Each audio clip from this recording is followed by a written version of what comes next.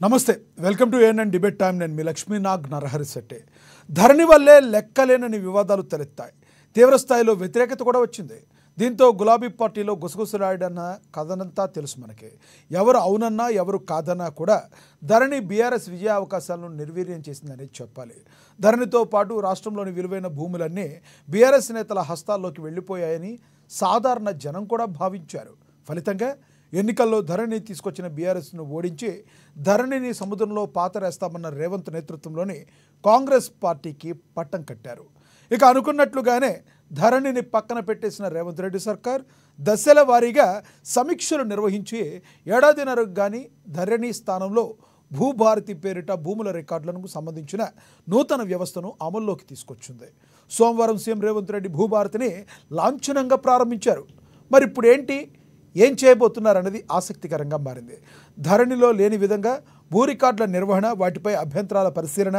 పరిష్కారం పేరిట కొత్త పలు వెసులుబాట్లను అందుబాటులోకి తీసుకురానున్నారా ఇక ఇదే అంశం గురించి ఈరోజు చర్చను కొనసాగిద్దాం చర్చలో పాల్గొనేందుకు మనతో సిద్ధంగా ఉన్నారు బీఆర్ఎస్ నేత స్వామి వివేక్ పాటిల్ గారు మనతో జూమ్ కాల్లో అందుబాటులోకి వస్తారు ఇక బీజేపీ నేత గంగాపురం వెంకటరెడ్డి గారు మనతో జూమ్ కాల్లో అందుబాటులో ఉన్నారు అదేవిధంగా డాక్టర్ శివకుమార్ లాల్ గారు కాంగ్రెస్ అధికార ప్రతినిధి ఆయన కూడా మనతో జూమ్ కాల్లో అందుబాటులోకి వస్తారు రాజకీయ విశ్లేషకులు మనతో పాపిరెడ్డి గారు జూమ్ కాల్లో అందుబాటులో ఉన్నారు ముందుగా మనం బీజేపీ నేత గంగాపురం వెంకటరెడ్డి గారితో మాట్లాడదాం వెంకటరెడ్డి గారు నమస్తే సార్ నమస్తే నమస్తే వెంకటరెడ్డి గారు మరి ధరణిని పాతాళంలో కలిపేస్తామని చెప్పిన సీఎం రేవంత్ రెడ్డి అన్నట్లుగానే ధరణిని తీసేసి ఇప్పుడు భూభారతి తీసుకొచ్చారు ఏ రకంగా చూడాలి ఇప్పుడు ఒక్కటి లైవ్లో ఉన్న మిత్రులు ప్రొఫెసర్ రెడ్డి గారితో సహా అందరికీ నమస్తే నమస్తే మీరు అన్నట్టుగా ఏంటంటే ధరణి అనేటువంటిది కేసీఆర్ సృష్టించినటువంటి ఒక మాయాజాలము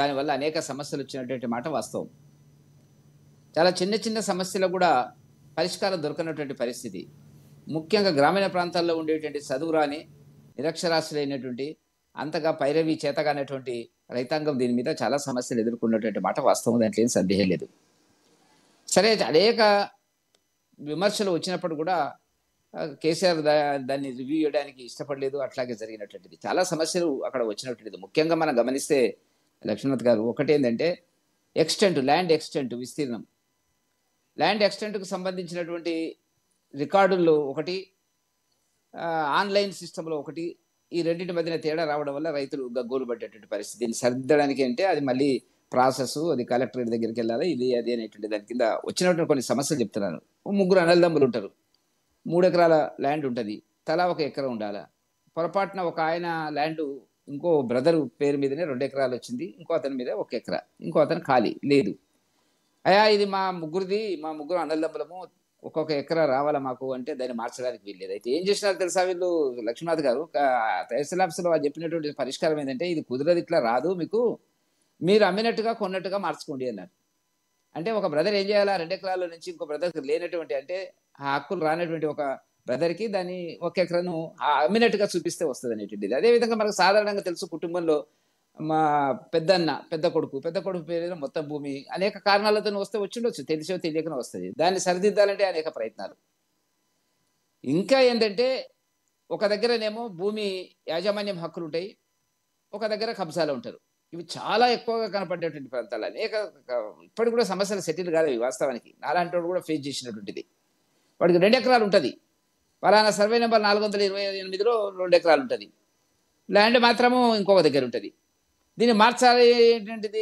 న్యాయబద్ధంగానే ఉంటుంది అంటే కూడా మార్చలే అన్నదమ్ములు మాది ఇది కాదండి మేము పంచుకున్నటువంటి కాగితం ఇది మేము విభజించుకున్న కాగితం ఇది ఇది దీని ప్రకారంగా సరిదిద్దండి అంటే మేము సరిదిద్దే పరిస్థితి లేదు అనేటువంటి చెప్పడం కాబట్టి ఈ పొరపాట్లు పేర్లు మిస్టేక్స్ ల్యాండ్ ఎంత ఉన్నది 5 గుంటలకు బదులుగా 4 గుంటలు 2 గుంటలు దాన్ని సరిదిద్దే ప్రయత్నము ఇవన్నీ కూడా ఇంకోటి వాళ్ళ దగ్గర ఉండేటువంటి రికార్డుల్లో ఉండేటువంటి ఒక సర్వే నెంబర్లో ఎంత ఎక్స్టెంట్ ఉంటుంది టోటల్ ఎక్స్టెంట్ ఫర్ ఎగ్జాంపుల్ 20 ఎకరాలు ఉంటుంది అనుకోండి అప్పటికి గతంలో ఏం జరిగిందంటే ఈ పట్టా పుస్తకాలు ఇచ్చినప్పుడు మాన్యువల్ పుస్తకాలు ఇచ్చినప్పుడు 25 ఎకరాలు కూడా రాసినటువంటి సందర్భం ఉన్నది ఎవరిని తగ్గించాలో ఎవరిని చేయాలా 5 ఎకరాలు ఎవరికి ఎక్సెస్ అనేటువంటి దానికి అనేటువంటి ఈ సమస్యలు వచ్చినాయి రెండవది ఈ భూములకు సంబంధించినటువంటి గెట్టు పంచాయతీలు ఇవన్నీ కూడా సాధారణంగా మనం ఫేస్ చేసినటువంటిది నేనేం పోవడం లేదు ఎందుకంటే గవర్నమెంట్ భూములు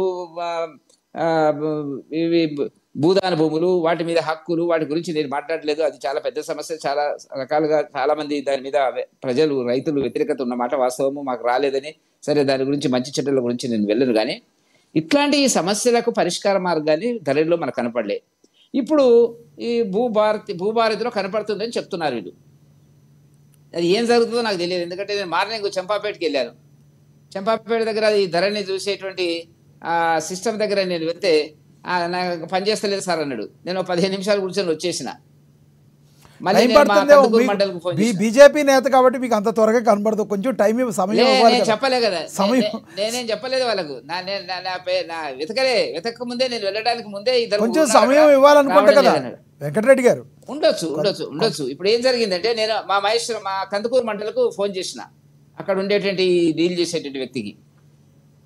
మారిందల్లా ఏం జరిగిందంటే, ధరణి అనే పేరు మీద అక్కడ వచ్చినటువంటి భూభారతి అనేటువంటి పేరు వచ్చింది తప్ప మిగతాదన్నీ కూడా మాన్యువల్స్ 33 నుంచి కొంత తగ్గించినారు అని చెప్తున్నాడు. ఇక మరి 4 మండలాలు పైలట్ ప్రాజెక్ట్ కింద చేసేటువంటి దాంట్లో వచ్చే అనుభవాలు, ఎందుకంటే వాళ్ళకి అనుమానాలు ఉన్నాయి. గవర్నమెంట్ కూడా కాన్ఫిడెంట్గా లేదు. ఇప్పుడు నేను ఏమంటున్నా అంటే లక్ష్మీనాథ్ గారు, 5-6 సంవత్సరాలుగా ఇది కొనసాగుతున్నది. దీంట్లో చేయవలసినటువంటి కొన్ని మార్పులు, ఒక 6-7 మార్పులు చేస్తే చాలామంది సమస్యలు పరిష్కరించబడతాయి. అది చేసినరా లేదా గవర్నమెంట్కు, అధికారులకు కాన్ఫిడెన్స్ వచ్చినట్టు లేదు. ఇంకా మేము 4 మండలాలలో పైలట్ ప్రాజెక్ట్ కింద చూస్తామంటున్నారు. ఇప్పుడు ఆల్రెడీ ఫోర్స్లో ఉంది కదా, ఆన్లైన్లో ఉంది కదా, అన్నీ ఉన్నాయి ఆన్లైన్లో. ఎక్కడ మార్పులు రావాలా ఏంది అనేటువంటి చేయలేకపోతే 16 మాసాల నుంచి మళ్ళీ కూడా మరి మొన్న శ్రీనివాసరెడ్డి గారు ఏమంటున్నారు, అందరు ఒకటేసారి లాగిన్ అయితే గందరగోళం అయితే దాని మీద మేము కావాలని కొంతమంది దీన్ని స్టాల్ చేయడానికి ప్రయత్నం చేస్తే మేము యాక్షన్ తీసుకుంటా ఉన్నారు. ఇది ఎక్కడి కదా మళ్ళీ రాష్ట్రంలో ఇంతకుముందు ఉన్నటువంటి ధరనే దాన్ని అందరూ లాగనితరా కారా ఆగుతుందా, ఆగిపోయి ఇవన్నీ ఉన్నాయి. కాబట్టి ఇప్పుడు ఏంటంటే నేను ఏమంటున్నా, ఇప్పుడు ఇవాళ స్టార్ట్ అయింది. మనకు 2-3 రోజుల లోపల ఏం జరుగుతుందని తెలుస్తుంది. వీటికి పరిష్కార మార్గాలు దొరికినాయి. దొరకకపోతే వాళ్ళు అంటున్నారు ఏంటంటే మళ్ళీ మేము రివైవ్ చేస్తాం అనేటువంటిది. కాబట్టి దీంట్లో టోటల్గా నాకు కనపడ్డది ఏంటంటే, ప్రభుత్వానికి దీని మీద ఒక పట్టు వచ్చినట్టుగా కనపడతలేదు. ఇంకా వాళ్ళ అనుమానంగానే ఉన్నది. రాకూడదు వాస్తవానికి లాంచ్ చేసినప్పుడు, ఎందుకంటే ఆల్రెడీ ఎగ్జిస్టింగ్ ధరనే ఉంది. దాంట్లో పెద్ద మార్పులు చేయకుండానే చేశారా, చేయలేదా? ఇప్పుడు కొత్త సమస్యలు వచ్చినాయి, దీంట్లో ధరణిలో లేని కొత్త సమస్యలు వచ్చినాయి. ఒకటేంటంటే, ధరణిలో ఉన్నప్పుడు గ్రామీణ ప్రాంతాల్లో ఉండేటువంటి రెవెన్యూ అధికారులు లేరు, వాళ్ళందరినీ తీసేసినారు. ఇప్పుడు వాళ్ళందరూ వస్తున్నారు. నెంబర్ 1 మార్పు. రెండవది ఏంటంటే, పహానీలో ఒక కాలం ఓపెన్ చేసినారు, అనుభవధారణ కాలం ఓపెన్ చేసినారు. సేద్యం ఎవరు చేస్తున్నారు ఏంటిది, ఇంతవరకు అది లేదు. మీరు రైతులను డైరెక్ట్గా అడిగితే అది ఉండకూడదు అనేటువంటిది రైతులు అంటున్నారు.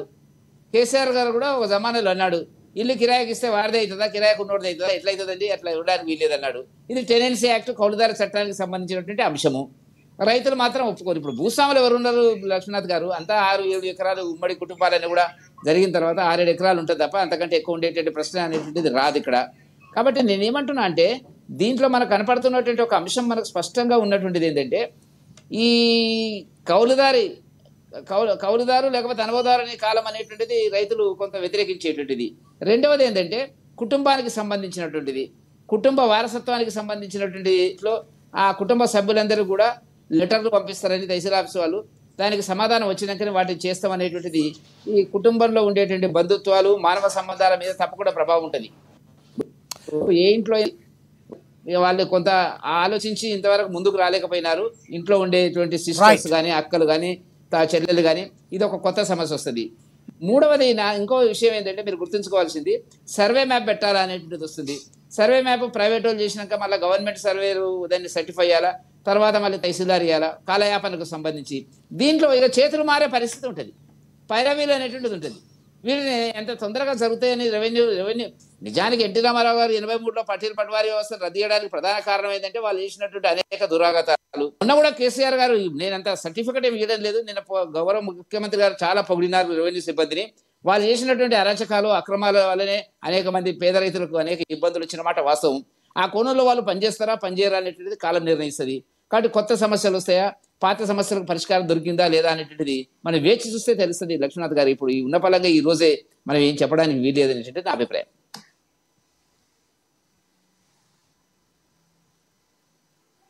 లాల్ గారు ఉన్నారు, ఆయనతో మాట్లాడదాం.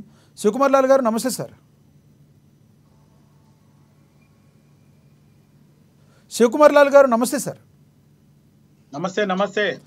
శివకుమార్ లాల్ గారు, ధరణిని బంగాళాఖాతంలో కలిపేస్తాం అని చెప్పి ఎన్నికలకు వెళ్ళిన మీరు మరి భూభారతిని తీసుకురావడానికి దగ్గర సంవత్సరాల టైం పట్టింది.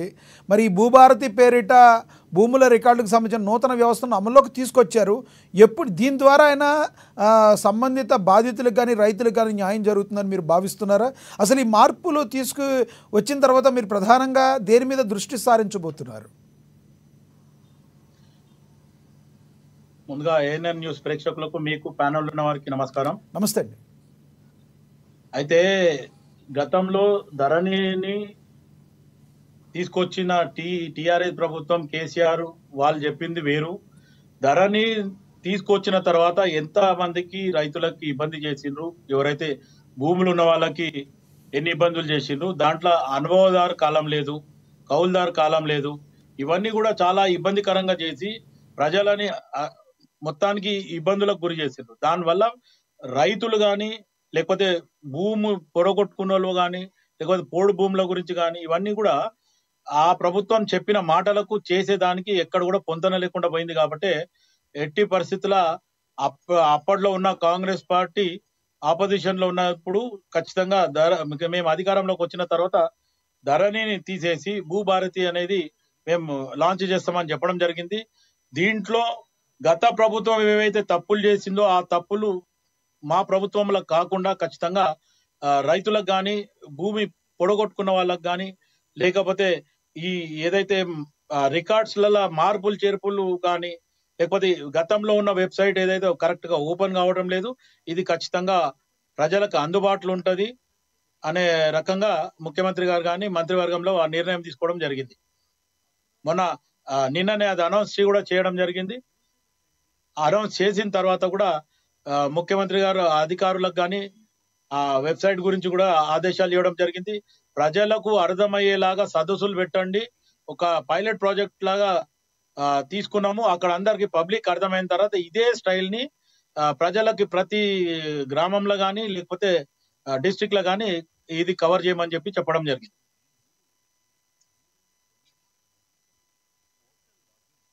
లక్ష్మీనా గారు. ఎస్, అయితే శివలాల్ గారు, ఇది సబ్జెక్టుకి సంబంధం లేకపోయినా రేవంత్ రెడ్డి గారికి ఏదో త్రుటిలో ప్రమాదం తప్పిందని మనకి తెలిసింది. మీ దాకా వచ్చిందా? ఏంటిది అది? లిఫ్ట్లో ప్రమాదం. హలో, రేవంత్ రెడ్డి గారికి లిఫ్ట్లో కొంచెం ప్రమాదం తప్పింది అని మనకి బ్రేకింగ్ న్యూస్గా తెలిసింది. అసలు ఏమైంది అక్కడ? మీకు ఏమైనా ఐడియా ఉందా?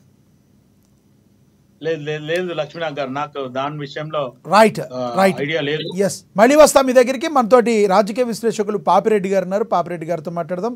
పాపిరెడ్డి గారు, మీరు మాట్లాడే ముందు రేవంత్ రెడ్డి గారు దీనికి సంబంధించి భూభారతి గురించి ఒక బయట ఉంది రేవంత్ రెడ్డి గారిది. ముందు రేవంత్ రెడ్డి గారు బయట చూద్దాం. ప్రతి ఒక్కరికి గుర్తింపుగా ఈ రోజు ఆధార్ కార్డు తీసుకొచ్చినాం. ఈ రోజు భూమికి భూదారు తీసుకొస్తున్నాం. ఆధారం మనిషికి ఎట్లా గుర్తింపో భూమికి కూడా భూదారు నెంబర్ ఇచ్చి ప్రతి కమతానికి ఒక ప్రత్యేకమైన నెంబర్ ఇచ్చి ఆ భూమి యొక్క వివరాలన్నిటి కూడా అందులో పొందుపరిచే విధానాన్ని తెచ్చుకుందాం. ఇంత సాంకేతిక విప్లవం ఉన్నప్పుడు అదో పెద్ద సమస్య. ప్రతి భూమిని మెజర్మెంట్ చేసి సరిహద్దులు నిర్ణయించి ఇండ్ల ప్లాట్లకు చేస్తలేమా? ఇండ్ల ప్లాట్లకు సరిహద్దులు నిర్ణయించినప్పుడు భూమి కొలతలతో పక్కాగా రిజిస్ట్రేషన్ చేసుకోగలిగినప్పుడు వ్యవసాయ భూమిని కూడా పక్కాగా కొలిసి దానికి సరిహద్దులు నిర్ణయించడం పెద్ద సమస్యన? మన రెవెన్యూ సిబ్బంది చేయలేరా ఈ పని? దీన్ని మనకు అసాధ్యమా? తెలంగాణ రాష్ట్రం సాధించిన రెవెన్యూ సిబ్బందికి భూమి హద్దులు నిర్ణయించేది తెలంగాణ రాష్ట్ర హద్దులే నిర్ణయించగలిగిన రెవెన్యూ శాఖ సిబ్బంది భూమి యొక్క హద్దుల్ని నిర్ణయించడంలో పెద్ద సమస్య ఏముంటుందని నేను అడుగుతున్నా. అందుకే రాబోయే రోజుల్లో ప్రతి భూమిని పక్కాగా కొలతలేసి హద్దులు నిర్ణయించి దానికి సంబంధించిన రిజిస్ట్రేషన్ డాక్యుమెంట్ చేసి భవిష్యత్తులో ఎలాంటి సమస్యలకు తావు లేకుండా, ఎలాంటి వివాదాలకు చోటు లేకుండా మన చట్టాన్ని బలోపేతం చేసుకుందాం. కొంతమంది వ్యక్తులు దురుద్దేశంతో ఈ రెవెన్యూ శాఖ మీద సృష్టించిన అపోహలను తొలగించుకునే బాధ్యత మన అందరి మీద ఉన్నది. మీలో ఒకటిగా నేను మాటిస్తున్నా, మనం ఏ తప్పు చేయొద్దు, చట్టాలను పకడ్బందీగా అమలు చేద్దాం. చట్టాలు చేయడమే కాదు, అమలు చేసే విధానంలోనే అసలు. రైట్, పాపిరెడ్డి గారు ప్లీజ్ రియాక్ట్ అవ్వండి. లక్ష్మణ్ గారు, ఇప్పుడు రేవంత్ రెడ్డి గారు మాట్లాడుతూ ఈ ల్యాండ్ చేయలేమా, మొత్తం పెట్టలేమా, ఇది అసలు సమస్య. ఇప్పుడు ఇక్కడ విషయం ఏంటంటే సెంట్రల్ గవర్నమెంట్ అన్ని స్టేట్స్ రాష్ట్రాల్లో కూడా ఇది చాలా కూడా ఇచ్చింది, తెలంగాణ కూడా ఇచ్చింది, మళ్ళీ చేశారు కేసీఆర్. ఒకటే ఇప్పటి గ్రామీణ వాస్తవ భూమికి మొత్తం గ్రామం నుంచి ఒక వ్యక్తి కాదు, భూమి ఎన్నది ఒక శివారు అంటే ఒక రెవెన్యూ విలేజ్ లో ల్యాండ్ ఉన్నది. ఆ ఎటువంటి విధానంలో అంటే భూమి ఎంత అవుతున్నది, బంజర్ భూమి ఎంత ఉన్నది, ఒకవేళ ఫారెస్ట్ ఏరియా దానికి ఫారెస్ట్ ఏరియా అనుకుని ఉన్నది, ఇవన్నీ కూడా ఇది ఒక గ్రామానికి సంబంధించిన వ్యవస్థ. అయితే కూడా స్వాతంత్రం వచ్చి అయిన తర్వాత కూడా ఇప్పటి కూడా ఒక సమగ్ర సర్వే అనేది చాలా జరగలేదు, ఆంధ్రప్రదేశ్ జరగలేదు, తెలంగాణ జరగలేదు. దురదృష్టం చేస్తామన్న ఈ తీసుకొని చేయడం ఇప్పటి కూడా ఏమైతే ఒక రైతు లేదా ఒక ఆస్తి ఇదే పట్ట అది 6 ఎకరాలను ఉంటుంది, 4 ఎకరాలు ఉంటాయి. భూమి ఎంత ఉన్నది అన్నది ఒకటి ఉంటుంది, ఇదొక సమస్య. రెండో ఏంటంటే ఈ అంతకుముందు అంతరంగా తరతరాలుగా వస్తున్నది అంటే ఒక నోటి మాడ ద్వారా ల్యాండ్ ట్రాన్స్ఫర్ కూడా పంచుకోవడం, ఇవి చాలా మట్టుకు పంచుకున్న భూములను రిజిస్ట్రేషన్ చేసుకోకపోవడం, ఇవన్నీ కూడా మామూలుగా మనకున్న ఏదైతే ఈ సంస్కృతి లేకపోతే మనకు ఉన్న అలవాట్లు పద్ధతుల ప్రకారం ఇప్పటి వరకు కూడా వచ్చింది. అయితే గారు ఈ ధరని తీసుకొచ్చినప్పుడు 2 విషయాలు చెప్పడం జరిగింది. ఏంటంటే ఇది ఏదైతే మ్యూటేషన్ అయితే లేదు, రిజిస్ట్రేషన్ తర్వాత రిజిస్ట్రేషన్ అనేది రిజిస్టర్ ఆఫీస్ చేస్తున్నది, మ్యూటేషన్ ఏమో ఎంఆర్ఓ అంటే రెవెన్యూ ఆఫీస్ చేస్తున్నది. ఈ రెండింటి మధ్య సమన్వయం లేదు. మ్యూటేషన్ కాకపోవడం వలన ల్యాండ్ రికార్డ్ అంటే రెవెన్యూ రికార్డులో ఏమో ఒకరి పేరు ఉంటున్నది, రిజిస్ట్రేషన్ ఆఫీస్లో ఒక పేరు ఉంటున్నది, ఇవన్నీ ఉన్నాయి. కాబట్టి రిజిస్ట్రేషన్ డిపార్ట్మెంట్ సరిగ్గా పనిచేస్తారు. ఆయన చెప్పిన విషయాలు మంచిదా చెడ్డదని కాదు, కేసీఆర్ గారు చెప్పిన విషయాలు ఏంటంటే కాబట్టి ఇది తీసేసి ధరణి పెడుతున్నా, ధరణి పెట్టడంతోనే స్పాంటేనియస్ గా ఆనాడే రిజిస్ట్రేషన్ అయిపోతుంది, మ్యూటేషన్ అయిపోతుంది, బుక్ ఒక వారం రోజులలో ఈ పాస్బుక్ వస్తుంది అని చెప్పడం జరిగింది. అయితే అది సరే, అది బాగానే ఉన్నది. అక్కడి వరకు నువ్వు ఇస్తే పాస్బుక్ ఇమ్మీడియట్ గా రిజిస్ట్రేషన్ తర్వాత పాస్బుక్ రావడం అనేది మంచిది. కానీ దానిలో అనేకమైన ఏదైతే ఎప్పుడైతే ధరణి పెట్టారో, ఇంతకుముందు వెంకటరెడ్డి గారు మంచిగా చెప్పారు, అనేకమైన సమస్యలు దానిలో ఉన్నవి. ఆ సమస్యలను ఏ విధంగా పరిష్కరించుకోవాలి అంటే అసలు గ్రాస్ రూట్ లెవెల్కి పోయి భూ సమస్యలు ఏ విధంగా ఉన్నవి, అసలు భూపం ఎంత ఉన్నది, భూమి ఎంత ఉన్నది, వాస్తవంగా ఇవన్నీ లెక్క లేకుండా జరిగినాయి. కాబట్టి ఇప్పటికి కూడా రకరకాల అనుమానాలు. ఉదాహరణకు ఫారెస్ట్ ఏరియా తీసుకుంటే పోడు భూములు ఉన్నాయి, పోడు భూములకు పట్టాలు ఇచ్చారు, వాళ్ళకి హక్కులు ఇచ్చారు, ధరణిలోకి వచ్చే వరకు అది రాలేదు. అట్లాగే చాలా మట్టుకు లమ్మాడా వాళ్ళు కూడా నేను చూసిన, వరంగల్, ఖమ్మం, మిగతా ఏరియాలో వాళ్ళు బంజారా వాళ్ళు చాలా మట్టుకు ఏది ఫారెస్ట్ దగ్గర ఉన్న చిన్న చిన్న చిలుకలు చెట్లు కొట్టుకొని వాళ్ళు ఎప్పటి నుంచి దాదాపు ఒక 60-70 నుంచి వ్యవసాయం చేసుకుంటున్నారు. వాళ్ళకు కూడా పట్టాలు వచ్చినాయి. కానీ ఈ ధరణికి వచ్చే వరకు వాళ్ళకు కూడా పట్టాలు రాలేదు, రైతు బంధు రాలేదు, చాలా సమస్యలు వాళ్ళకి వచ్చినాయి. అదంతా కూడా ఏమైందంటే ఈ ల్యాండ్ అంతా కూడా గవర్నమెంట్ L1 పెట్టి గవర్నమెంట్ ల్యాండ్ అని చెప్పడం జరిగింది. మొత్తం ఏవైతే ఈ సరిగ్గా రికార్డ్స్ లేక ఉన్నదో ఈ రైతులు ఒక 50-60 సంవత్సరాల నుంచి దాని మీద సాగు చేస్తున్నదంతా కూడా అదంతా కూడా గవర్నమెంట్ ల్యాండ్ అని పెట్టడం, అనేక రకాల సమస్యలు వచ్చినాయి. దాంతో పెద్ద ఎత్తున విమర్శలు వచ్చినాయి, వ్యతిరేకత కూడా వచ్చింది. ఇది ఒక పార్ట్. అయితే ఇప్పుడు ఈ భూమాత వచ్చిన తర్వాత కూడా ఇవన్నీ సమస్యలను ఒక సమగ్రమైన దృక్పథంతో విచారణతో ఏదైతే ధరణిలో ఏ సమస్యలు వచ్చినాయో ఆ సమస్యలకు సరి అయిన పరిష్కారం నేను ఎందుకంటే నేను ఎందుకు మాట్లాడుతున్నా అంటే ఇప్పటి వరకు కూడా తెలంగాణలో ఎంత భూమి ఉన్నది, ఏ తరహా ఏ పద్ధతిలో భూమి ఉన్నది అనేది కూడా ప్రభుత్వానికి తెలియదు, ఎవరికి తెలియదు. ఇప్పటి వరకు కూడా పరిస్థితి ఉన్నది. ఇప్పటి వరకు కూడా సమగ్ర సర్వే అనేది ఒక రాష్ట్రంగా చేయలేదు. సెంట్రల్ గవర్నమెంట్ అన్ని స్టేట్లకు చేయమని చెప్పింది. దురదృష్టవశాత్తు ఏంటంటే వాళ్ళు మనీ కూడా ఇచ్చారు, డబ్బులు కూడా ఇచ్చారు, మేమే ఖర్చు భరిస్తామని చెప్పినారు. కానీ రాష్ట్రాలు ఎందుకు వాళ్ళకున్న కారణాలు ఏంది, వాళ్ళకున్న సమస్యలు ఏందో వాళ్ళు ఇప్పటివరకు తెలంగాణ ప్రభుత్వం ముందుకొచ్చి తీసుకోవాలి.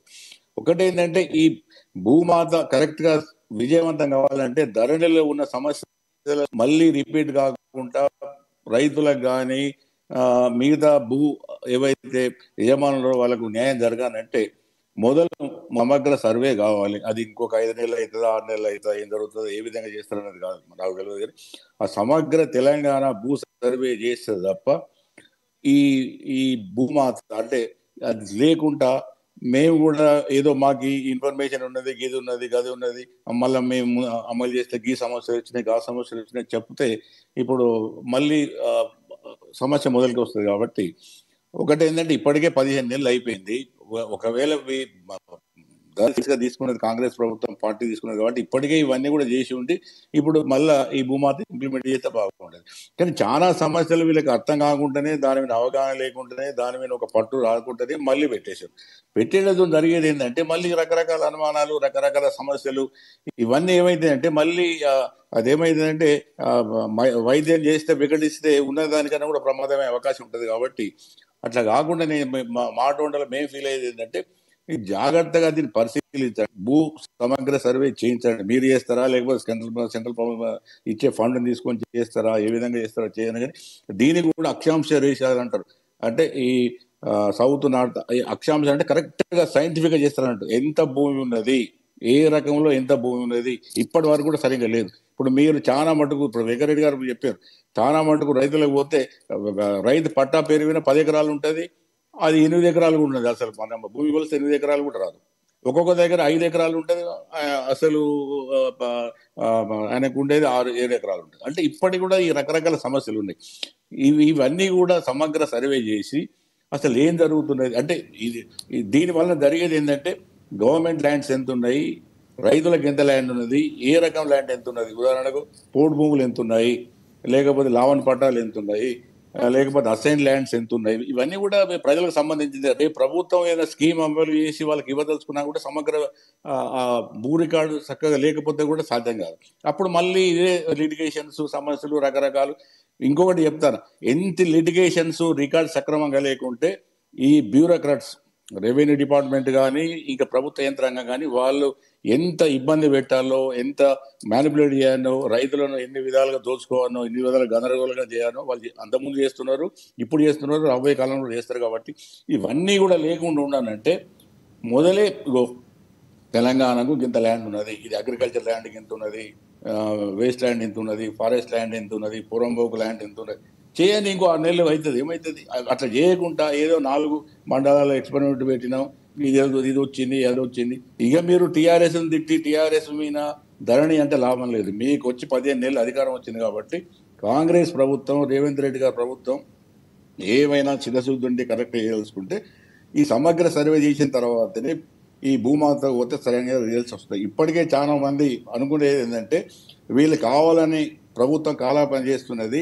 ఇవన్నీ మళ్ళీ వాళ్ళకి అవసరం ఉన్న వాళ్ళకంతా వాళ్ళ లెక్కలని సరి చేసుకొని వాళ్ళన్నీ కూడా సెటిల్ చేసుకున్న తర్వాతనే భూమాతకి ఇంప్లిమెంటేషన్ పోతున్నారు అన్నది కూడా ఒక పెద్ద అంటే ఒక పెద్ద టాక్ నడుస్తున్నది జనాలలో, రైతులలో కూడా నడుస్తున్నది, బయట కూడా నడుస్తున్నది. కాబట్టి ఇవన్నిటి కూడా ప్రభుత్వం సమాధానం చెప్పాలి. ఎటువంటి అనుమానాలకు, ఎటువంటి వివాదాలకు తావు లేకుండానంటే 100% ట్రాన్స్పరెన్సీగా, ఓపెన్ గా ఉండాలి. మొదలు భూ సర్వే చేసిన తర్వాతనే ఇవన్నీ వస్తాయి. ఆ సర్వే చేయకపోతే మాత్రం ఏది రాదు. ఎందుకంటే ఏ ల్యాండ్ ఎవరు చెప్పాలి. ఆఖరికి ఏమవరు అంటాడు, ఇది 100 ఎకరాల నొగలు అంటారు, 200 ఎకరాల నొగలు అంటారు. కాబట్టి ఇదే మళ్ళీ ఈ రకరకాల సమస్యలు ఉంటాయి. కాబట్టి వీటన్ని పరిష్కరించే వరకు మేరకు వేచి చూసిన. రైట్ పాపిరెడ్డి గారు, మళ్ళీ వస్తాం మీ దగ్గరికి. మనతోటి బీఆర్ఎస్ నేత స్వామి వివేక్ పటేల్ గారు మనతోటి ఉన్నారు, ఆయనతో మాట్లాడదాం. స్వామి వివేక్ పటేల్ గారు నమస్తే అండి. నమస్తే అండి. నాతో పాటు ప్యానెల్లో ఉన్నటువంటి అన్నలందరికీ కూడా నమస్కారం, పెద్దలందరికీ. వివేక్ పటేల్ గారు నమస్తే. ఒకసారి మీరు దీని గురించి మాట్లాడే ముందు మనతోటి పొంగులేటి గారి బయట ఒకటి ఉంది, అది చూసి మాట్లాడదాం. ఆనాటి దొరల తెచ్చిన చట్టం వారి స్వార్థం కోసం తెచ్చిన చట్టం కావటం వల్లనే 2020 చట్టం అని ఏదైతే తెచ్చారో 4 గోడల మధ్య 4 వ్యక్తులు కూర్చొని ప్రజల అభిప్రాయానికి, రైతుల కోరికకు, భూములున్న ఆసాములకి గుండెల్లో రైళ్లు పరిగెత్తే చట్టము ప్రతి ఫలమే మొన్నటి ఎన్నికల్లో ఆనాటి ప్రభుత్వానికి ప్రజలు ఇచ్చిన తీర్పు. అంతేకాదు ఆ చట్టము చేయటం కూడా చాలా విచిత్రంగా పేరుకు చట్టం అయితే చేశారు. ఆ చట్టానికి రూల్స్ రెగ్యులేషన్స్ అంటే ఏమీ లేవు. దొరగారికి తెల్లవారుజామున ఏ ఆలోచన వస్తే ఆ ఆలోచనే రూల్స్ అండ్ రెగ్యులేషన్స్.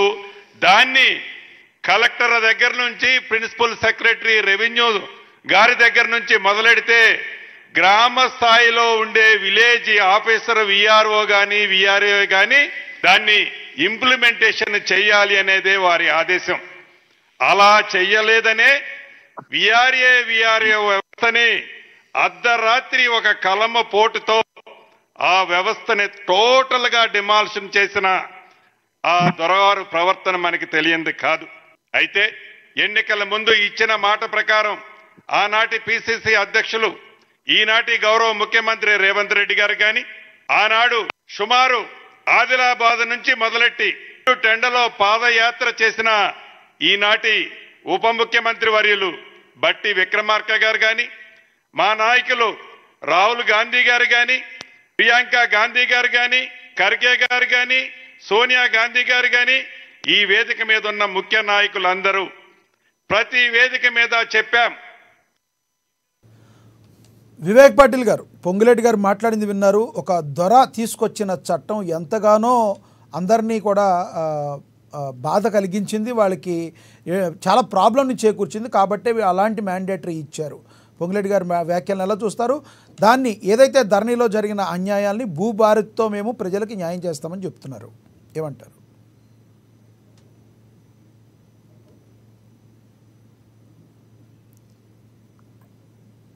రైట్. స్వామి వివేక్ పాటిల్ గారు, మీ దగ్గర ఏదో ప్రాబ్లం ఉన్నట్టుంది, వాయిస్ వినబడుతుందని అది. ఎస్, పాపిరెడ్డి గారు కాదు, బీజేపీ నేత వెంకటరెడ్డి గారు, పొంగులేటి గారు మాట్లాడిన వ్యాఖ్యల్లో వాస్తవం ఉందంటారా? ఇప్పుడు ఒకటి లక్ష్మీనాథ్ గారు, పొంగులేటి గారు గౌరవ ముఖ్యమంత్రి గారు, మంత్రులు ఈ భూభారతి గురించి చాలా బాగా మాట్లాడుతున్నారు. సంతోషం. బెల్లం లేని బూరెలు మాత్రం చేస్తున్నారు. దాని ప్రాక్టికల్గా ఏం జరగబోతుంది అనేటువంటిది నాకు తెలియదు. ఎందుకంటే ఇప్పుడు కాంగ్రెస్ నాయకులు మాట్లాడే దాని మీద ప్రజలకు విశ్వాసం సన్నగిలింది. ఏ స్కీమ్ కూడా స్టాచ్యురేషన్లో ఇంప్లిమెంట్ కాలేదు. ముఖ్యమైనది మీకు తెలుసు, మార్చి 31 లోపల మేము రైతు భరోసా వేస్తా ఉన్నారు, 5 ఎకరాల లోపలనే ఆగిపోయింది. మధ్యాహ్నం ఒకటి ఎగ్గొట్టినాక కూడా. నేను ఏమంటున్నా అంటే ఈ మాటలు పక్కకు పెట్టండి. బంగాళాఖాతంలో పడేస్తామన్నారు, మీకు ప్రజలు అధికారం ఇచ్చిండ్రు, చాలా సంతోషం. మీరు 5 సంవత్సరాలు మిగతా 3.5 సంవత్సరాలు అధికారంలో ఉండాలనే భారతీయ జనతా పార్టీ కోరుకుంటుంది. మీ అంతా మీరుగా ఏమైనా సమస్యలు సృష్టించుకొని పోతే భారతీయ జనతా పార్టీ బాధ్యత కాదు. అది వాతావరణం అట్లే కనబడుతుంది. ఎమ్మెల్యేలు మంత్రివర్గ విస్తరణ కామెంట్స్ రకరకాలుగా జరుగుతున్నాయి. ఏం జరుగుతుందో మనకు తెలియదు. వాళ్ళు కొట్లాడుకొని వాళ్ళు ఓడిపోతే కూడా ఇతర పార్టీలు చాప కింద నీరులాగా బీజేపీ బీఆర్ఎస్ కలిసి వర్క్ చేస్తూ కాంగ్రెస్ను కూలగొట్టే ప్రయత్నం చేస్తున్నారని బయట రకరకాల ఊహాగానాలు, వాస్తవం లేదంటారా? ఇప్పుడు వాళ్ళ సభ్యులు వాళ్ళ కంట్రోల్లో లేకపోతే ఎవడేం చేస్తాడండి? ఇప్పుడు బాగుంది, ఇప్పుడు వాళ్ళ 64-65 మంది సభ్యులు ఉన్నారు. వాళ్ళ సభ్యులను వాళ్ళు మేనేజ్ చేసుకోవాలా. అది లేక పక్కాడు కన్ను కొడితే పోయిందంటే ఎట్లయితుందండి లెక్క? నాకు అర్థం కాదు. నేనేమంటున్నా అంటే ఇప్పుడు అనేక వేల లక్షల ఎకరాలు భూమి ఆక్రమణలు జరిగినాయి, అన్యాక్రాంతమైంది, పెద్దవాళ్ళంతా బదలాయించుకున్నారు, ఇది పెద్ద రహస్యము అని ప్రతి కాంగ్రెస్ నాయకుడు, ఇలా మంత్రులుగా ఉన్న ప్రతి కాంగ్రెస్ నాయకుడు గతంలో మాట్లాడిరండి. మరి నేను అడుగుతున్న ప్రశ్న ఏంటంటే ఆ భూములు ఎక్కడ పోయినా వీళ్ళు ఒక ప్రజలకు చెప్పాల్సిన అవసరం ఉంది కదా. మరి నాలాంటి వాడు అడుగుతున్నాడు కదా, ఆ భూములన్నీ ఎటుపోయినాయి? మీకు 16 మాసాలు అయింది, మీరు అన్ని చెప్పినట్టుగా కాళేశ్వరం చెప్పిన వాస్తవం ఉంది. కానీ నేను అడిగిన ప్రశ్న ఏంటంటే ఏదైతే పొంగులేటి గారు మాట్లాడారో దానిలో వాస్తవం ఉందా? గత ధరణిలో అవకతవకలు జరిగిన మాట వాస్తవం, అది చెప్పండి ముందు. మీరు అవకతవకలు జరిగితే చెప్పండి ఏం జరిగినాయో, ఇంతవరకు చెప్పలే కదా. వాస్తవా కాదా? బీజేపీ స్టాండ్ ఏంటి దానిలో? నేను చాలా విషయాలు మేము ప్రస్తావన తీసుకొచ్చిన మాట వాస్తవం. భారతీయ జనతా పార్టీ ధరణి వల్ల వాటికి పరిష్కార మార్గాలు దొరకలేదా అని రేపటి నుంచి బయటకు వస్తుంది అంతే ఇన్ఫర్మేషన్. వాళ్ళకి నేను ఇంతకుముందు చెప్పినట్టుగా వాళ్ళకే కాన్ఫిడెన్స్ లేదు. 4 మండలాలకు విత్ ఇన్ షార్ట్ టైం మీ దగ్గరికి వస్తా వెంకటరెడ్డి గారు, విత్ ఇన్ షార్ట్ టైం మీ దగ్గరికి వస్తా. మనతో బీఆర్ఎస్ నేత స్వామి వివేక్ పాటిల్ గారు జాయిన్ అయ్యారు, ఆయనతో మాట్లాడదాం. వివేక్ పాటిల్ గారు, ఇందాక పొంగులేటి గారు మాట్లాడింది విన్నారు, రెస్పాండ్ అవ్వండి. ఈ ప్రభుత్వం గురించి ఏమన్నా చెప్దామంటే కూడా కరెంట్ ఉంటలేదు సార్, కట్ చేస్తా ఉన్నారు. కరెంట్ కట్టింగ్ లో నేను కూడా బాధిస్తున్నా. ఇప్పుడు మీకు కనీసం దీనికి సమాధానం చెప్దాం వివేక్ పాటిల్ గారు, తెలంగాణ రాష్ట్ర వ్యాప్తంగా గాలివానలు వస్తున్నాయి.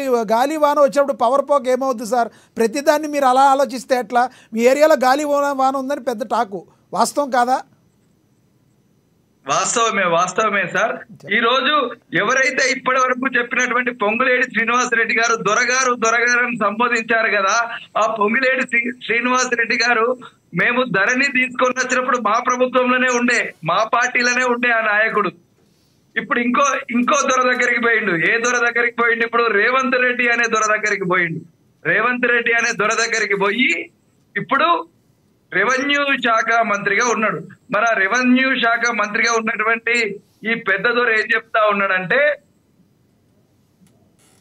గతంలో ఆయనకు పొద్దున లేచినప్పుడు ఏ ఆలోచన వస్తే ఆ ఆలోచన చేసేవాడని చెప్పిండు. ఎస్, ఆ ఆలోచనలో భాగంగానే ఈయన అడిగినటువంటి ఎంపీ సీట్ ని ఈయన కేటాయించలేదు. ఎమ్మెల్యే టికెట్ అడిగితే ఎమ్మెల్యే టికెట్ ను కేటాయించలేదు. అప్పుడు ఈయన వచ్చి కాంగ్రెస్ లో జాయిన్ అయిండు. మరి ఈ రోజు భూభారతిలా 3 నుండి 4 మండలాలకు పరిమితం చేసినటువంటి ఒకటి చెప్పండి వివేక్ పాటిల్ గారు, ఫస్ట్ ధరణిలో వివేక్ పాటిల్ గారు, ధరణిలో అవకతవకలు జరిగిన మాట వాస్తవం. ధరణి వలన చాలా మంది రైతులు తమ గోసను వెళ్ళబెట్టుకున్న పరిస్థితి, దానిలో వాస్తవం లేదంటారా? ఎంతోమంది ధరణి పోర్టల్ గురించి వ్యతిరేకించిన పరిస్థితి. ముందు దాని గురించి మాట్లాడి భూభారతి గురించి మాట్లాడదాం మనం. సార్, ధరణి అనేది పూర్తి స్థాయిలో ఇంప్లిమెంట్ చేయబడ్డటువంటి కేసీఆర్ గారి మానస పుత్రిక. ధరణి ద్వారా మొత్తం రికార్డులన్నిటిని కూడా ఆన్లైన్ చేసి ఆ ధరణిని బేస్ చేసుకొని ప్రతి ఒక్క రైతుకు కూడా ఉపయోగపడే విధంగా పంట పెట్టుబడి సాయం, రైతు బంధు అనేటువంటి మానస పుత్రికను తీసుకొచ్చి ఈ తెలంగాణ రాష్ట్రంలో రైతు ఆత్మహత్య లేకుండా చేసినటువంటి ప్రభుత్వం మా బీఆర్ఎస్ ప్రభుత్వం.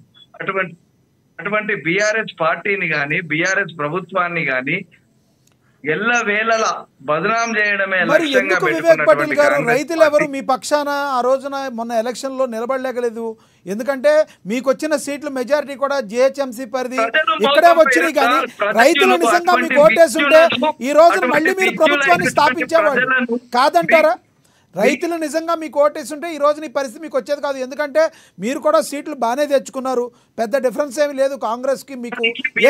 కానీ మీరు పోగొట్టుకున్న సీట్లన్నీ కూడా గ్రామ స్థాయిలో పోగొట్టుకున్నారు మీరు, కాదంటారా? 2% ఓట్ల తేడాతోనే ఓడిపోయాము. దయచేసి దాన్ని గ్రహించాలి. ఈ రోజు బీఆర్ఎస్ పార్టీకి కాంగ్రెస్ పార్టీకి వచ్చినటువంటి ఓట్ల తేడా శాతం కేవలం 2% మాత్రమే. మేము ఎక్కడ కూడా భారీగా ఓడిపోయినట్టో ఇంకోటో జరిగినట్టో జరగలేదు. కేవలం 2% ఓట్లతోనే ఓడిపోయాం మేము. ఈ రోజు తెలంగాణ ప్రజలను మోసం చేసి అధికారంలోకి వచ్చింది కాంగ్రెస్ పార్టీ. నమ్మ సాక్ష్యం కాని, అభివృద్ధి సాధ్యం గాని, అమలు సాధ్యం కానటువంటి పథకాలన్నిటినీ చేస్తానని చెప్పి ప్రజలను మభ్యపెట్టి ఈరోజు అధికారంలోకి వచ్చింది. ఈ రోజు మరి ఎలక్షన్ల ముందు చెప్పలేదే బోనస్ అనేది సన్నవడ్లకే ఇస్తామని చెప్పి ప్రతి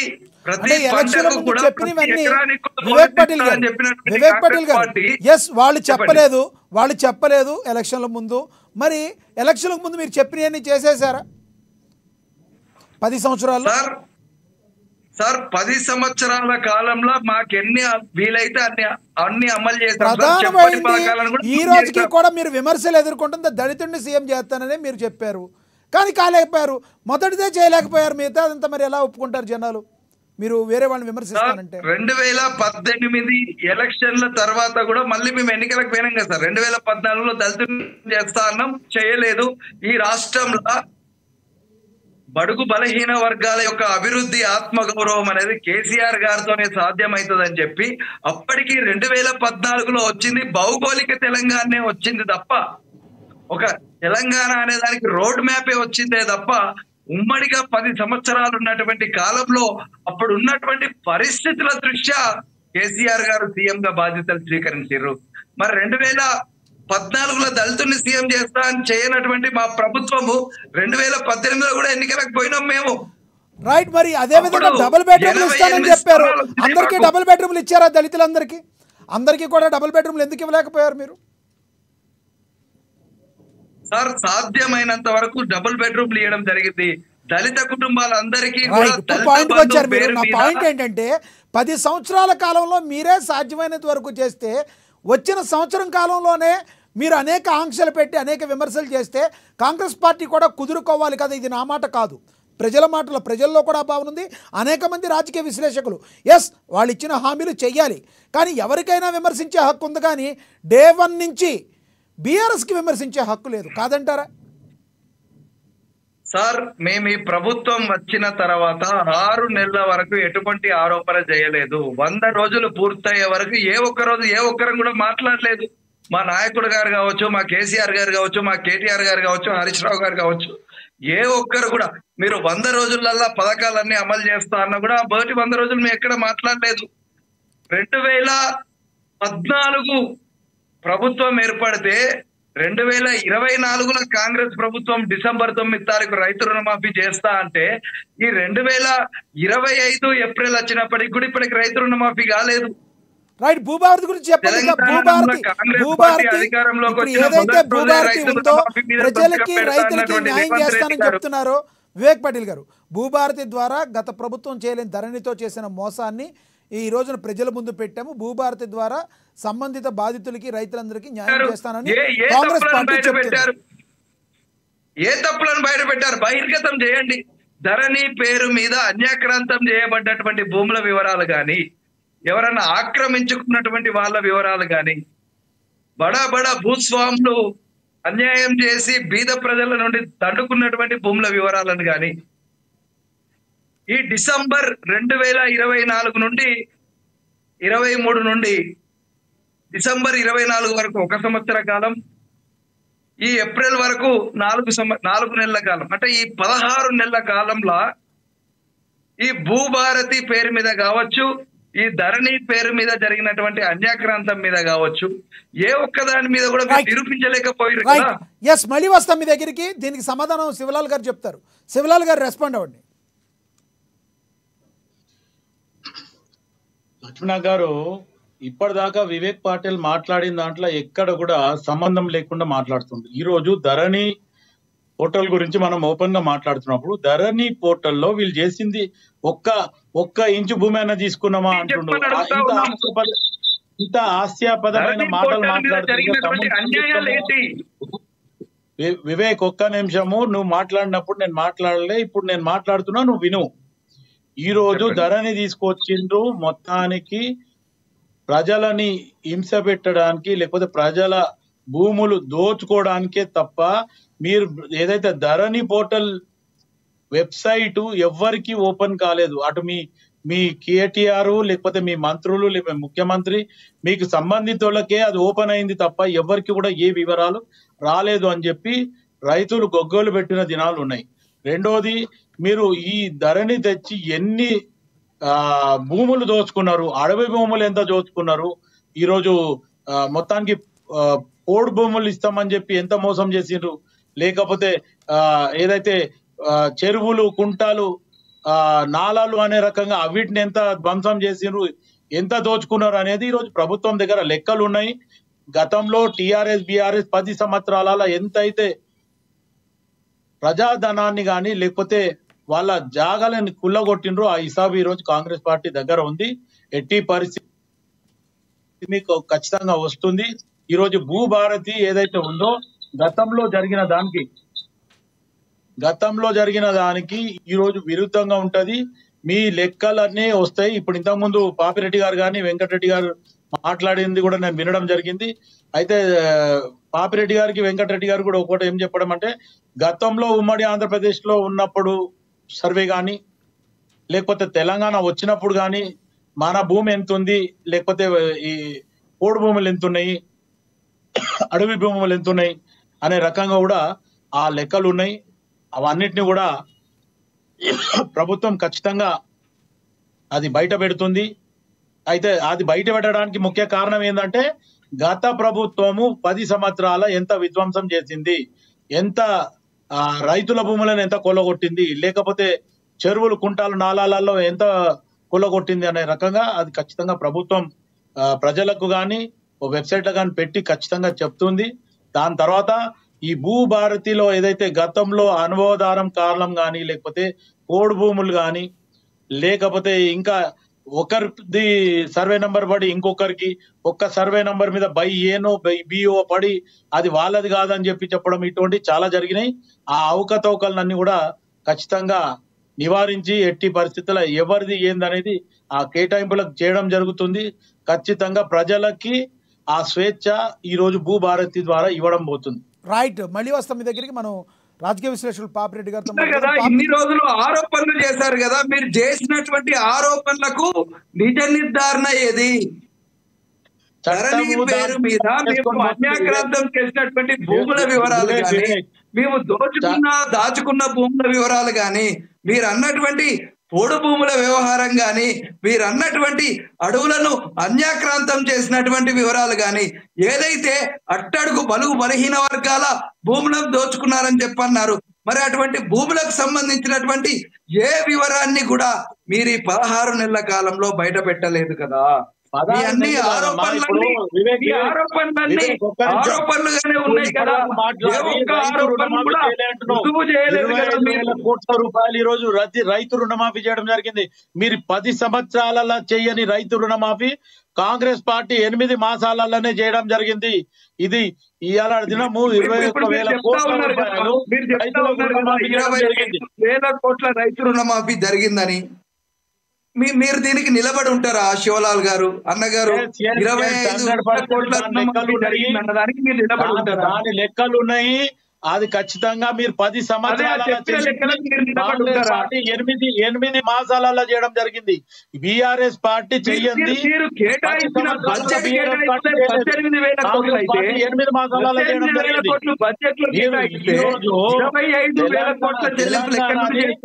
తలకాయ పైన 1,50,000 రూపాయల అప్పు పెట్టింది.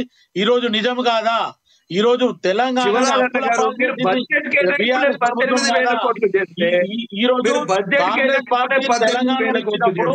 మిగులు బడ్జెట్ పెట్టిండ్రు, ఖజానా ఖాళీ పెట్టిండ్రు. ఖజానా ఖాళీ పెట్టిందని ప్రజలకు కూడా రివ్యూ మీటింగ్ చేసి ప్రజలకు చెప్పడం జరిగింది కాంగ్రెస్ పార్టీ ఎప్పటికప్పుడు ప్రజలకు ఎదుగు తెలియజేస్తుంది. ఎంత దోచుకుంది అనే రకంగానే బీఆర్ఎస్ వచ్చింది కాంగ్రెస్ పార్టీ. ప్రజలకు వివిధ రకాలైనటువంటి స్కీములు అమలు చేస్తామని చెప్పి ప్రజలను మభ్యపెట్టి ప్రజలను దోచుకునే విధంగా ప్రవర్తిస్తా ఉంది ఈ రోజు కాంగ్రెస్ పార్టీ. ఈ రోజు కాంగ్రెస్ పార్టీ ప్రభుత్వం ఇప్పటికిప్పుడు ఎన్నికలు జరిగితే కూడా ప్రజలు మాకు పూర్తి స్థాయి వివేక్ పాటిల్ గారు మీ దగ్గరికి వస్తాను. వివేక్ పాటిల్ గారు మీ దగ్గరికి వస్తాను. పాపిరెడ్డి గారితో మాట్లాడదాం. పాపిరెడ్డి గారు, బీఆర్ఎస్ మాట్లాడుతున్న మాటల్లో వాస్తవం ఉందంటారు. వివేక్ పాటిల్ గారు మాట్లాడింది మీరు విన్నారు. గత ప్రభుత్వ ధరణిలో ఎటువంటి ఏమీ జరగలేదు, మానస పుత్రిక కేసీఆర్ గారిది ధరణి పోర్టల్ అనేది అని చెప్తున్నారు. వాస్తవం ఉందా దానిలో? ఇప్పుడు లక్ష్మీనాథ్ గారు ఒక విషయం ఏంటంటే, మళ్ళీ మీరు అంటే నేను వేరే విషయం అంటున్నాను కానీ మళ్ళీ ఇది మనం పెట్టిందే భూమాత, దీని భూధరణి, మళ్ళీ దీన్ని మళ్ళీ కాంగ్రెస్ బీఆర్ఎస్ మధ్య పొలిటికల్గా దాన్ని తీసుకుపోకండి. ఒక విషయం ఏంటంటే, ఇవాళ ధరణిలో అవకతవకలు జరిగినాయి, చాలా జరిగినాయి. ఇప్పటికి కూడా వాటిని రెక్టిఫై కాలేదు. రైతులు ఇప్పటికి కూడా ఇబ్బంది పడుతున్నారు. అనేకమైన ఇష్యూస్ ఉన్నాయి. ఇవ్వలేమనుకున్నప్పుడే ఇది వాస్తవాలు. కాబట్టి నేను బీఆర్ఎస్ కాంగ్రెస్ అని కాదు, అది వాస్తవాలు నడుస్తున్నాయి. దానిలో కొన్ని మంచి కూడా జరిగింది. అంటే ధరణిలో మొత్తం నెగటివ్ కాదు. ఈ శివలాల్ యాదవ్ ఆర్గ్యుమెంట్ కరెక్ట్ కాదు, అట్లా ఆయన పాటిల్ ఆర్గ్యుమెంట్ కాదు. అంత బ్రహ్మాండం మాసపుత్రిక ఏదో వెలిగిందంటే అది ఏం వెలగలేదు. పాటిల్ గారు అంతా చాలా మంది మునిగారు, చాలా మంది నష్టమైంది కూడా. ఈ అట్లే శివలాల్ యాదవ్ ఏం జరగలేదు, అంతేదో కింది మీదనే కాదు. అందులో కొంత మంచి జరిగింది. ఏది మంచి జరిగిందంటే ఒకటే విషయం ఏంటంటే, అంతకుముందు రిజిస్ట్రేషన్ అయిన భూములకు ముటేషన్ కావడానికి 4-5 నెలలు పట్టేది. ఓసారి కాకపోయేది, పాస్బుక్స్ రాకపోయేది, రెవెన్యూ రికార్డులు ఏమో ఒకరి పేరు ఉంటుంది, రిజిస్ట్రేషన్ ఆఫీస్లో ఒక పేరు ఉంటుంది. అది లేకుండా చేయడంలో ధరణి సక్సెస్ అయింది. ఒక స్పాంటేనియస్గా చేసిన నాడే ఆన్లైన్లో రిజిస్ట్రేషన్ పేపర్స్ వచ్చినాయి. వారం రోజుల్లో పాస్బుక్ కూడా వచ్చింది. అదొక పెద్ద ముందంజ. ధరణిలో జరిగిన ఒక పెద్ద మేలు ఏంటంటే కరెక్ట్గా టైటిల్స్ ఉండి డీడీ ఉండి ఎటువంటి డిస్ప్యూట్స్ లేకుంటే ఆ రైతులందరూ కొనడం కానీ అమ్మడం కానీ మిగతా అన్ని కూడా సాఫీగా జరిగింది. కానీ మిగతా ఎక్కడైతే సమస్యలు ఉన్నాయో సమస్యలతో చాలా మంది రైతులు దెబ్బతిన్నారు. ఉదాహరణ చెప్తే నేను ఖమ్మము, వరంగల్, ఆదిలాబాదు, కొద్దిగా కరీంనగర్ ఈ ఫారెస్ట్ ఏరియాలలో పోడు భూమి ఎక్కువ ఉంటుంది బాగా. ఈ పోడు భూమి ఏమైందంటే వాళ్ళకి సరైన పట్టాలు లేకపోయింది. పట్టాలు లేకపోయినప్పుడు కూడా సేద్యం హక్కు ఉండే, వాళ్ళు సేద్యం చేసుకున్నారు, అన్ని విధాలుగా వాళ్ళకి అది ఉండే. కానీ ఎప్పుడైతే ఈ రికార్డ్స్ రాలేదో అవన్నీ కూడా గవర్నమెంట్ ల్యాండ్స్ అయినాయి. ఇప్పుడు ఉదాహరణకు నేను చెప్తా, మహిబాద్ అనే ఒక జిల్లా, ఇప్పుడు జిల్లా ఉన్నది, అంతకుముందు అది ఎమ్మెల్యే కాన్స్టిట్యున్సీ. అక్కడ ఏంటంటే ఒక పెద్ద ల్యాండ్ లార్డ్ ఉండేది, ఆయన దాదాపు కొన్ని 1000 ఎకరాలు ఉండే. 1970s ల్యాండ్ సీలింగ్స్ యాక్ట్ వచ్చిన తర్వాత ఆయన ఎమ్మెల్యేగా ఉండి నేను గవర్నమెంట్కి ఎందుకు ఇవ్వాలి, నా దగ్గర పనిచేస్తున్న ఈ ఎవరైతే ఈ గిరిజనులు లంబాడ వాళ్ళు ఉన్నారో నేను వాళ్ళకి ఇస్తున్నాను, 2 ఎకరాలు 3 ఎకరాలు ఫ్రీగా ఇచ్చేసింది. కానీ అది పట్టాలు కాలేదు. కానీ వాళ్ళు ఒక్కొక్కరు 40-50 సంవత్సరాల నుంచి దాన్ని సాగు చేస్తున్నారు. ఆ తండ్రి చనిపోయిండు, కొడుకు వచ్చింది. ఎప్పుడైతే ధరణి వచ్చిన తర్వాత ఈ ల్యాండ్స్ అన్ని కూడా గవర్నమెంట్ ల్యాండ్స్ అయిపోయినాయి. 40-50 సంవత్సరాల నుంచి వెళ్ళి లంబాడ రైతులు చేస్తున్న భూమి గవర్నమెంట్ ల్యాండ్ అయింది. పోడు భూములన్నీ కూడా పట్టాలు లేవు కాబట్టి గవర్నమెంట్ ల్యాండ్ అయింది. దీంతో ఏమైందంటే రైతులలో ఒక విధమైన పెద్ద అన్రెస్ట్. అంటే ఇక్కడేమో కబ్జాలు కాలేదు, లేకపోతే ఏదో బీఆర్ఎస్ నాయకులు మింగడానికి కాదు, కానీ ఏదైతే ధరణి తీసుకున్నప్పుడు ఇటువంటి విషయాలు ఉన్నాయి. ఇటువంటి విషయాలకు మనం ఏం చెప్పాలి, వాళ్ళు చిన్న రైతులు, గిరిజనులు, బంజా వాళ్ళు ఉన్నారు, లేకపోతే ఇంకా ఈ చిన్న ఉన్న వాళ్ళు కానీ మిగతా కులాలు ఎక్కువ నష్టపోయింది ఎవరంటే కింది కులాలలో 2 ఎకరాలు 3 ఎకరాలు ఉన్న వాళ్ళే బాగా ఇబ్బంది పడ్డారు. పాటిల్ గారు మీరు మళ్ళీ ఒకసారి పోయి మీరు విచారించండి, నేను చెప్పిన అబద్ధం కాదు, ఒకసారి ఫారెస్ట్ ఏరియా పోయి అనేది తిరిగి రండి. అయితే జరిగింది ఏంటంటే మా శివలాల గారు నేను చెప్పాల్సుకున్నది ఏంటంటే, ఇప్పుడు మీరు భూమాధమైన ఏదైతే చేద్దాం అంటున్నారో ఈ చేసేటప్పుడు అంతకుముందు జరిగిన అవకతవకలు ఎందుకు మీరు సమగ్రంగా విచారించండి. అందులో బీఆర్ఎస్ నాయకులు మింగుకొని అది వేరు విషయం. బీఆర్ఎస్ నాయకులు గుంజుకో తిన్నారా, మింగినరా, కక్కినరా అన్నది అది ఆ వివాదం కాదు.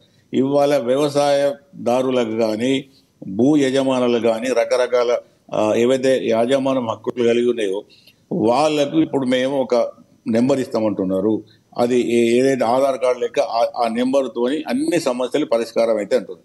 అది ఒక సమగ్ర ఒక సర్వే చేసి అన్ని విధాలుగా దానికి ఎటువంటి అనుమానాలకు తగ్గకుండా ఒక విధంగా తీసుకుంటూ పోతే దాన్ని ఏమంటారంటే ఇంగ్లీష్ హోలిస్టిక్ అప్రోచ్, అంటే అన్ని సమస్యలను అదే చెప్తున్నా. అదే అందుకోసం మీరు అనవసరంగా వాళ్ళు ఇద్దరు మధ్య పంచాయతీ టైం అంతా వేస్ట్ చేశారు. కాబట్టి ఈ భూ మాత లేదా భూధరణి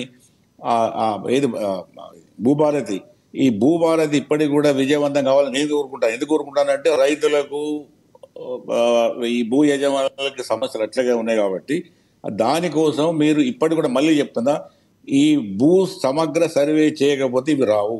ఎందుకంటే ప్రతి గ్రామంలో ఇప్పటికి నేను ఛాలెంజ్ చేస్తున్నా, మీరు మాట్లాడే వాళ్ళందరూ ఒక్క గ్రామం పోయి పెద్దగా అక్కర్లేదు, నేను 4 మండలాలు ఎక్కడ ఒక గ్రామం పోయి ఖచ్చితంగా ఏ టైటిల్ ప్రకారం ఎవరికి ఎంత ఉన్నది, ఏ రకమైన భూమి ఉన్నది, పట్టేదారులకు ఎంత ఉన్నది, ఇది మన గవర్నమెంట్ ల్యాండ్ ఎంత ఉన్నది, ఫారెస్ట్ ల్యాండ్ ఎంత ఉన్నది, బంజర్ ల్యాండ్ ఇప్పటి అన్ని అంటే చేతి లెక్కలు కాబట్టి కరెక్ట్గా చేసి మంచిగా చేయాలని కోరుకుంటున్నా. అది కాకుండా మళ్ళీ ఇదేదో గట్టి పంచాయతీ లెక్క బీఆర్ఎస్ కాంగ్రెస్ కొట్లాడుకొని నువ్వు అది చేసిన నువ్వు 100 ఎకరాలు తిన్నావు కాబట్టి నేను 200 ఎకరాలు తింటా అంటే మాత్రం దానిలో ఏమొచ్చేది కూడా ఏమి ఉండదు. వెంకటరెడ్డి గారు కంక్లూడ్ చేయండి. ఇప్పుడు ఒకటి లక్ష్మీనాథ్ గారు, ఇప్పుడు ఇది రాజకీయాల కోసం మనం మాట్లాడడం కాదు, కానీ ఒక ప్రజా సమస్య, ఇది రైతాంగం ఎదుర్కొంటున్నటువంటి దీర్ఘకాలిక సమస్యకు ఒక పరిష్కారాన్ని కనుక్కునేటువంటి ప్రయత్నం లోపల భూమాత వచ్చిందనేటువంటిదే మనం భావిద్దాం. దీంట్లో ఒక 3-4 అంశాలు మాత్రం ఉన్నవి. ఇంతకుముందు పాపిరెడ్డి గారు చెప్పినట్టుగా ఈ ధరణి అనేటువంటిది పూర్తిగా నష్టాన్ని చేసింది అనేది నేను కూడా భావించాను. ఎందుకంటే ఒక 50-60% ఆటోమేటిక్గా రికార్డులోకి రావడం జరిగినటువంటిది. పేదవాడి రికార్డులో పాత పట్టా పుస్తకాలలో ఉన్నటువంటి వాడి ఏమి పైరవి చేసినా గతంలో జరగనటువంటి పనులు కొంతమందికి జరిగిన మాట వాస్తవం. ప్రాక్టికల్గా నేను చూశాను. హరిజనులు, గిరిజనులు ఉంటుంది, 2 ఎకరాలు ఉంటుంది, ఓ పట్టా పుస్తకం వచ్చినటువంటి మాట వాస్తవం. వాడి జన్మలో కూడా అది రానటువంటి పరిస్థితి. కాబట్టి 50-60% బాగున్నటువంటి పరిస్థితి. ఇప్పుడు సమస్య ఏంటంటే, రెండవది ఏంటంటే, నేను చెప్పినట్టుగా చాలా సమస్యలు వచ్చినాయి. ఈ భూ రైట్స్కు సంబంధించి, పట్టా పుస్తకాలకు సంబంధించి, పేర్లకు సంబంధించి, ఎక్స్టెంట్కు సంబంధించి, కవులకు సంబంధించి ఇవన్నీ సమస్యలకు ఇప్పుడు పరిష్కారం దొరికిందా దొరకలేదా మనం ఏం చెప్పలేము. ఇప్పుడు మీరు చెప్పలేరు, నేను చెప్పలేను. ప్రాక్టికల్గా చూస్తేనే తెలుస్తుంది. ఎందుకంటే వాళ్ళు స్టేట్ వైడ్ ఓపెన్ చేయడానికి ధైర్యం లేదు వాళ్ళకు కూడా అనుమానాలు ఉన్నట్టున్నాయి. ఇంత జరిగిన తర్వాత మళ్ళీ ప్రభుత్వం పూర్తిగా ఓపెన్ చేయడానికి రాష్ట్ర వ్యాప్తంగా అమలుపరచడానికి ఇష్టపడడం లేదు. దానికి ఇంకా పరిశీలిస్తున్నారు. చూద్దాం, సరే మంచిదే, కొద్దిగా ఆగితే ఆగుదాం, దాని గురించి సమస్య కాదు. మూడవది ఏంటంటే ధరణి మీద వచ్చినటువంటి రాజకీయ విమర్శలు ఏవైతే వచ్చినాయో, ధరణి అనేటువంటిది కొంతమంది భూమేతగా జరిగిందని, ఇప్పుడు ఇది కూడా జరగకూడదు. భూమాత అనేటువంటిది భూమేతగా జరగకూడదు. ఆ దానికి సంబంధించినటువంటి భూములన్నీ ఎక్కడ ఉన్నాయి, ఎవరి ఖాతాలో ఉన్నాయి, ఎవరు ఏం చేసినారు, ఎవరికి మార్పిడి చేసినారు అనేటువంటి చెప్పవలసిన కనీస బాధ్యత, ప్రజలకు చెప్పవలసిన బాధ్యత ప్రభుత్వానికి ఉన్నమాట వాస్తవం. అన్నిట్లాగానే చెప్పేసి వెళ్ళిపోతే కాదు, ఇది చెప్పాలి. ఇప్పటికి చెప్పితే బాగుండేది. ఎవరెవరికి మార్చినారు, ఎమ్మెల్యేలకు మార్చినారు, రాజకీయ నాయకులకు మార్చినారు, విలువైనటువంటి హైదరాబాద్ చుట్టూ ఉన్నటువంటి భూములు మార్పిడి ఎవరికి జరిగినాయి, మరి వీళ్ళు అవన్నీ కనుక్కొని మనకేమైనా అవకాశాలు దొరుకుతాయా, మనం ఏమైనా చేసుకోవచ్చా, మనం ఏమైనా దాంట్లో ఉపయోగించుకోవచ్చా అనే పద్ధతి లోపల వీళ్ళు ఉన్నారా అనేది కూడా మరి అనుమానం వస్తుంది. కాబట్టి ఎప్పుడైతే ప్రభుత్వం నిర్మోహమాటంగా నిజంగా ఎలాంటి వ్యక్తిగత ప్రయోజనాలు లేకుండా ఇప్పుడున్న కాంగ్రెస్ గవర్నమెంట్ ఎవరి పేరు మీద భూములు మార్చినారు, పెద్ద పెద్ద కేసులు ఉన్నాయంటున్నారు కదా, అన్నారు కదా, అవి బయటకు వస్తే బాగుంటుందని చెప్పి మేము భావిస్తాం. రైట్, వివేక్ పాటిల్ గారు కంక్లూడ్ చేయండి. సార్, ఈరోజు ధరణి పేరును మార్చి భూభారతి అని మార్చిన, ఇంకొకటి చేసిన, ఏదైతే కేసీఆర్ గారు ఇచ్చినటువంటి మరి భూ యాజమాన్య పట్టాలకు సంబంధించినటువంటి ఏవైతే ఉన్నాయో ఆ పట్టాల ప్రాంతంలో మరి కొత్త పాస్బుక్లను పంపిణీ చేసి రేవంత్ రెడ్డి గారి ముఖాన్ని దాని మీద చిత్రించాలనే అటువంటి ఒక దౌర్భాగ్యపు ఆలోచనతోని కాంగ్రెస్ పార్టీ అనేది ముందుకు పోతా ఉంది. అరే సార్, మీరు రేవంత్ రెడ్డి వాళ్ళన్న బొమ్మేసుకోర్రి, ఇంకేదన్నా చేయండి, కానీ మీరు చేసే అటువంటి మరి ధరణి మీద ఏవైతే ఆరోపణలు చేస్తారో ఆ ఆరోపణలను దయచేసి నిరూపించండి అనే దాన్ని మాత్రమే మేము బీఆర్ఎస్ పార్టీగా కోరుతా ఉన్నాం. మేము ఎటువైపు ఉన్నా కూడా ప్రజల పక్షమే నిలబడతాం. మేము ఖచ్చితంగా కూడా ప్రజలకు లాభం చేకూర్చే విధానంలో మరి కేసీఆర్ గారి యొక్క పేరును గాని అస్తిత్వాన్ని గాని మరి తొలగించే అటువంటి క్రమాన్ని తీసుకున్నాడు. కాబట్టి రేవంత్ రెడ్డి గారు, సరే వాళ్ళ చేతిలో ఉంది అధికారం, వాళ్ళు ఎటువంటి మార్పులు చేర్పులు చేసినా ఖచ్చితంగా మళ్ళా మేము అధికారంలోకి వచ్చిన తర్వాత భూమాత ప్లేస్ లోకి మళ్ళా ధరణి అనేది ఖచ్చితంగా వస్తుంది. రైట్, రాజు మారినప్పుడల్లా రాజ్యాంగంగా మారద్దంటారు అయితే. రైట్, శివలాల్ గారు మీరు అదే చేస్తా ఉన్నారు కదా. శివలాల్ గారు, మిమ్మల్ని ఒక్కరిని ఉద్దేశించి మాట్లాడతలేదు, ఓవరాల్ గా మాట్లాడాను. శివలాల్ గారు కంక్లూడ్ చేయండి. అయితే మొత్తం ఓవరాల్ గా ఇటు బీజేపీకి వెంకటరెడ్డి గారు కానీ, లేకపోతే అనలిస్ట్ పాపిరెడ్డి గారు కానీ, గవర్నమెంట్ కి గత ప్రభుత్వంలో జరిగిన తప్పిదాలు ఇప్పుడు ప్రస్తుత ప్రభుత్వంలో జరగొద్దు. ఖచ్చితంగా ఏదైతే గతంలో బకాసురుడు మింగిన భూములు ఎక్కడ పోయినాయి ఏంది అవి వివరాలు కూడా ఖచ్చితంగా మీరు ప్రజలకు చేరవ చేస్తే బాగుంటుంది అని చెప్పి వాళ్ళు ఒక సూచన సలహా ఇవ్వడం జరిగింది. దాన్ని ఖచ్చితంగా కాంగ్రెస్ పార్టీ ఒక పైలట్ ప్రాజెక్ట్ గా ఒక కొంచెం ఏరియానే తీసుకొని దాన్ని మొత్తానికి ప్రజలకి చేరువయ్యేలాగా దాంట్లో ఏమి ఇబ్బందులు అనేది రకంగానే ఈ పైలట్ ప్రాజెక్ట్ లా ఇది చేయడం జరిగింది. అక్కడ కూడా రైతులకి, ఎవరైతే భూమి ఉన్న వారికి ఈ సదస్సును వాళ్ళకి వినిపించి వాళ్ళ ద్వారా ఫీడ్బ్యాక్ తీసుకొని మిగతా ఏరియాలలో మొత్తం కూడా ఇదే రకంగా చేయాలని చెప్పి ముఖ్యమంత్రి గారు కానీ మంత్రులు కానీ చెప్పడం జరిగింది.